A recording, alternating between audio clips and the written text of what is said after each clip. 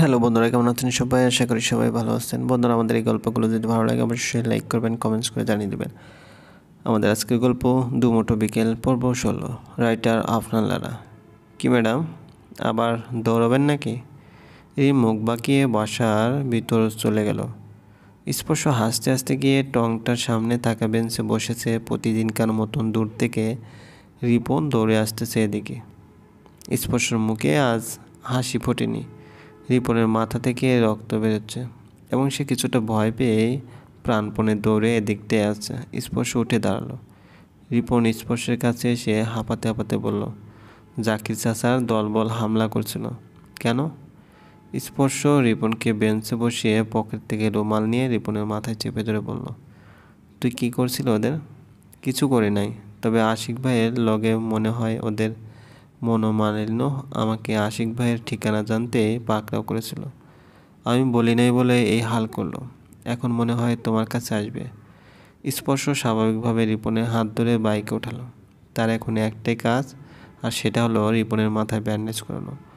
আর আশিককে তারা পাবে না, কারণ সে কদিনের জন্য তার দাদার বাড়িতে গেছে, যেটা কিনা ইন্ডিয়ায়।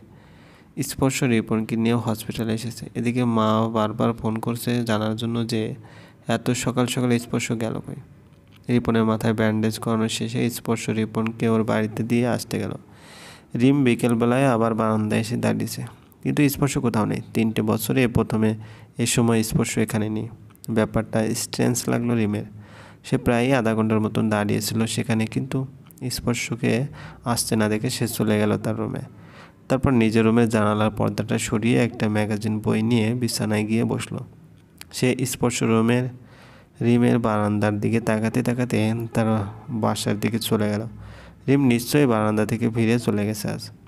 রিম ম্যাগাজিনে পাতা উল্টে স্পর্শের রুমের দিকে তাকালো একবার। তখনই দেখলো স্পর্শ দরজা লাগাচ্ছে। রিম সাথে সাথে একটু এগিয়ে এসে পর্দার কিনারে দাঁড়িয়ে পড়ল। স্পর্শ বিছানায় বসে গায়ের শার্টটা খুলতেছে।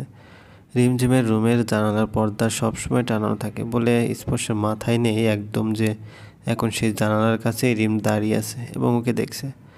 স্পর্শ গায়ের শার্টটা খুলে চোখ বন্ধ করে থাকলো কিছুক্ষণ। সারা শরীরে ব্যথা। কিছুক্ষণ আগে মায়ের পিট করে এসেছে সে, তাও কার জন্য? আশিকের জন্য। আশিকের একমাত্র শত্রু হলো জাকির চাচার দলবল, এবং মেইনলি জাকির চাচা। আশিক কয়েক বছর আগে ওদেরই দলের সদস্য ছিল, কিন্তু রিসেন্টলি সে দলটা ছেড়ে দেয়, যার কারণে জাকির চাচার দলের কার্যাবলীতে সমস্যা দেখা দেওয়ায় তিনি আশিকের পিছনে লেগেছেন। আজ স্পর্শ আশিকের শত্রুকে টাইট দিতে গিয়ে নিজেই নিজের বিপদ ডেকে আনার দলিল দস্তাবেজ করে এসেছে। মেরেও এসেছে, মার খেয়েও এসেছে।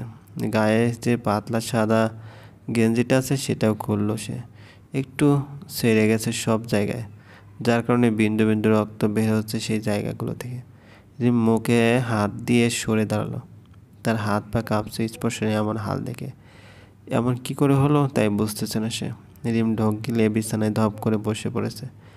স্পর্শ পিঠে হাত দিয়ে দাঁত মুখে খেঁচিয়ে ফেললো। এতে ব্যথা, মনে হচ্ছে সুই ফোটাচ্ছে কেউ। রিম জানালার পর্দা আস্তে আস্তে করে পুরোটা টেনে দিল। তারপর বারান্দায় এসে দাঁড়িয়ে স্পর্শের বারান্দার দিকে একবার তাকিয়ে বলল, এই। স্পর্শ চমকে রিমের জানালার দিকে তাকালো। সর্বপ্রথম জানালার পর্দা টানানো দেখে স্বস্তি নিঃশ্বাস ফেলে সে জলদি করে শার্টটা পরে বারান্দার দিকে গেল। রিম তার বারান্দায় দাঁড়িয়ে আছে। তুমি জীবনে প্রথমবার আমাকে ডাকলে এভাবে? আমার তো বিশ্বাস হচ্ছে না। তা কি মনে করে একবেলা দেখা হয় নাই বলে টেনশন হচ্ছিল? আপনার সাথে কথা বলাই বেকার। রিম চলে গেল আর এক মুহূর্তও থাকলো না। যাক বাবা, একটু মশকরাও করা যাবে না? স্পর্শ ভাবলো আজ সারা রাত না ঘুমিয়ে ওয়েট করে দেখবে রিম কখন চা খেতে বের হয়। কিন্তু সারা শরীরের যন্ত্রণায় তার অস্বস্তি লাগছে। ব্যথার ওষুধ মায়ের রুমে, এমনকি মলমও। নিতে গেলে মা হাজারটা প্রশ্ন করবে। আর এখন এ সময় বাসা থেকে বের হতে মনে চাচ্ছে না তার। তাই সবসময় কেন মতো হাতে ঘুমের ওষুধ নিয়ে বসে আছে সে। ঘুমের ওষুধ খেলে ঘুম এসে যাবে আর ব্যথাও অনুভব হবে না তার। স্পর্শ এক গ্লাস পানি দিয়ে ওষুধটা খেয়ে উদ্যম হয়ে কম্বল টেনে শুয়ে পড়ল। রিম ছটফট করছে বিছানায় বসে। ম্যাগাজিনের বইটা হাতে নিয়ে স্পর্শ একটু মলমও লাগালো না। কিসের জন্য ওষুধ নিয়ে খেলো? কিন্তু এমন জঘন্য ক্ষততে তো মলম লাগাতে হয়। রিমের কিছু ভাল লাগছে না, এই লোকটার জন্য এত দরদ কেন হচ্ছে সেটাই বুঝতেছে না সে। স্পর্শ গভীর ঘুমে। মা কয়েকবার ডিনার করার জন্য ডেকেছেন, তা ওর সাড়া না পেয়ে আর ডিস্টার্ব করেননি। রিম হাতে একটা মলম নিয়ে তার রুমের দরজা লাগিয়ে দাঁড়িয়েছে। লোকটার প্রতি এত দরদ আমার আগে জানতাম না। শান্তিতে ঘুমাতে পারছে না এই দরদের জোরে। রিম ওড়নাটা কোনো রকম গায়ে পেঁচিয়ে তার বারান্দায় আসলো। একটা বড়সড় ঝাঁপ দিলে স্পর্শের বারান্দায় গিয়ে পড়বে, তবে বেশি শব্দ হবে না তো, কে জানে, আল্লাহ মালুম। রিম মলমটা কোমরে গুজে তার বারান্দাটা টপকে লাফ দিয়ে স্পর্শের বারান্দায় ধুম করে পড়লো একবারে। চারদিকে নিস্তব্ধ, কারো কোনো সাড়া নেই, কারণ তখন রাত 1টা বাজে। রিম পা ধরে কিছুক্ষণ বসেছিল। এত দূর থেকে লাফ দিয়ে পায়ে ব্যথা পেয়েছে সে। তারপর উঠে দাঁড়িয়ে স্পর্শ রুমে ঢুকলো সে। স্পর্শের প্রতি তার এই দরদ, এটা সে স্পর্শকে জানতে দেবে না কিছুতেই। আর স্পর্শ তো মনে হয় গভীর ঘুমে। জেগে গেলে লুকিয়ে পড়তাম, যাই চুপচাপ কাজ ছেড়ে ফেলি, আমাকে আবার পালাতে হবে। রিম স্পর্শের কাছে এসে হাঁটু গেড়ে বসলো ফ্লোরে। তারপর স্পর্শের পিঠে একটু একটু করে মলম লাগানো শুরু করলো। স্পর্শ একটু নড়ে এদিকে ফিরে শুলো। রিম ভয় পেয়ে চোখ বড় করে রোবটের মতন বসে থাকলো চুপচাপ। তারপর নিঃশ্বাস ফেলে আবারও মলম লাগানো শুরু করলো সে।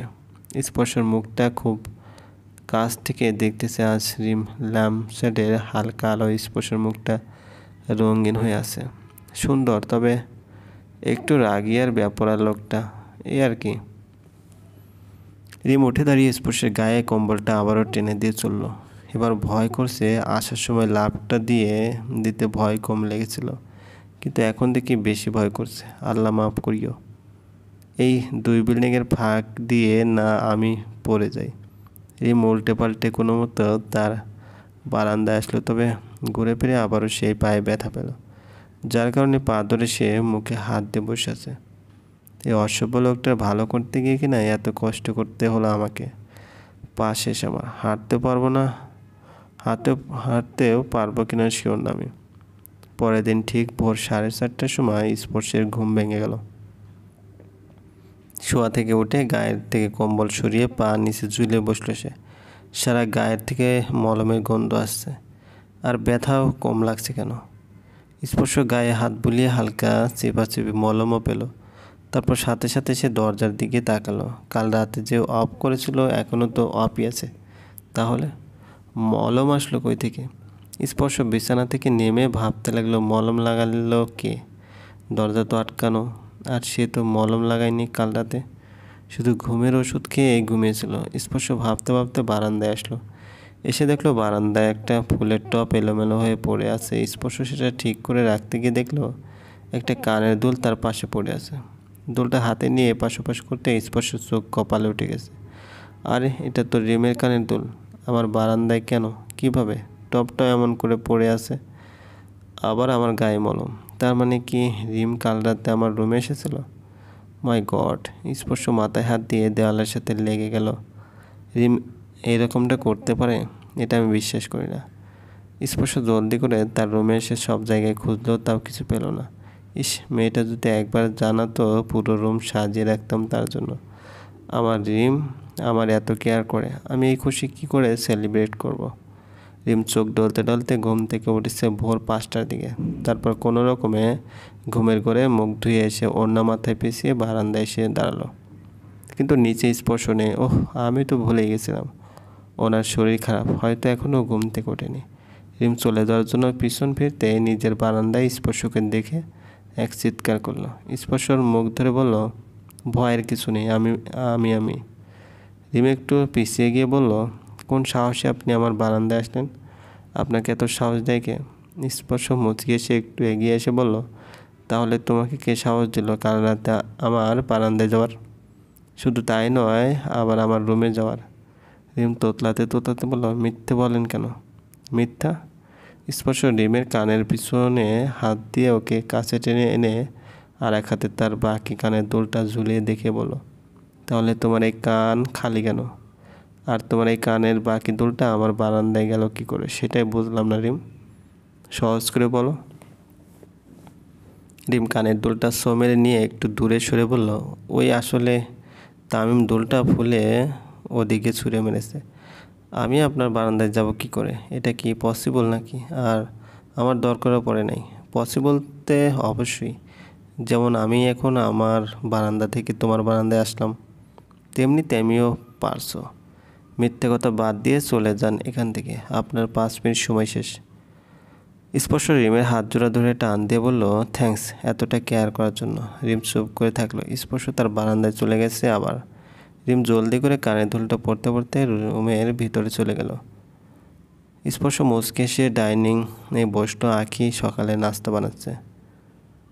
মা স্পর্শের পাশে বসে বললেন, কিরে এমন হাসির কি কারণ? আমার ছেলেকে প্রথম এমন হাসতে দেখলাম, কলিজাটা জুড়িয়ে গেল রে। যাই হোক, কাল রাতে ডিনার করতে আসিসনি কেন তুই? খিদা ছিল না? এখন পেট পুড়ে খাবি। এবার বল, এরকম হাসতেছিস কেন? না এমনি কিছু না। বাবা কোথায়? তোর বাবা ঘুমাচ্ছে, আজ দেরি করে অফিসে যাবে। আচ্ছা। কিরে রিম, এমন পা কাঁপিয়ে হাঁটতেছিস কেন? কি হয়েছে তোর পায়ে? চলবে। গল্পটি ভালো লাগলে অবশ্যই লাইক করবেন, কমেন্টস করে জানিয়ে দেবেন। চ্যানেলে যদি নতুন হয়ে থাকেন অবশ্যই সাবস্ক্রাইব করে পাশে থাকা বেল আইকনটি প্রেস করে রাখুন, যাতে নতুন নতুন ভিডিও আপলোড করার সাথে সাথে আপনার নোটিফিকেশন